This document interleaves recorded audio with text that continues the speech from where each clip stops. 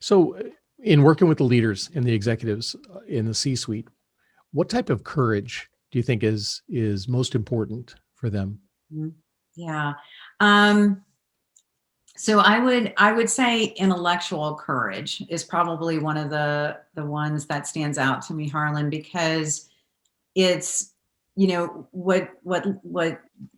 what C-suite leaders deal with on a day-to-day basis is they are getting, bombarded with tons of information, right? They're having to hear and sift through and make decisions very rapidly.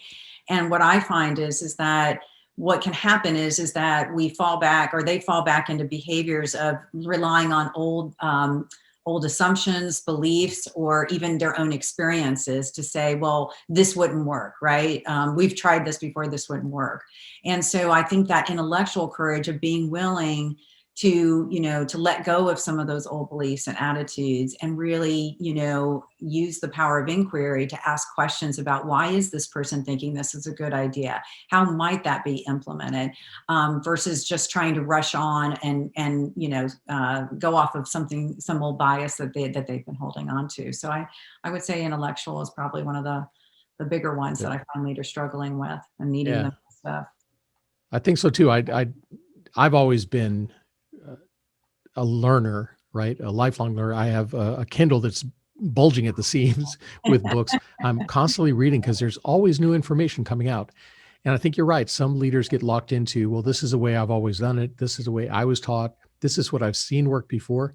And they either shrug off or ignore, these different ideas that are coming from even their employees. And sometimes the employees who are down there actually doing the work Mhm. see things that could be improved.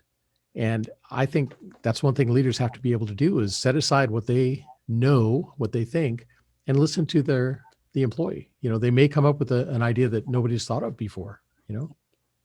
I completely agree. And again, our natural, again, this is where the neuroscience can be so helpful when I'm working with leaders, is helping them understand how that's how the mind is trained to do that, right? Of sift through, because we can only hold so much new information in the prefrontal cortex of the brain. So we're constantly trying to push things off and move on, because it takes up so much energy, and it actually can get almost like hot, like a computer or something. And Right. so it's an easy thing. And that's why, again, the attention training is so powerful, because once a leader knows how to stay present and really hear what's going on right here, right now, they can then make choices about how to listen more attentively and really engage with new content, realizing I don't have to stay here the whole time, but it's important I do engage in this conversation and not miss it.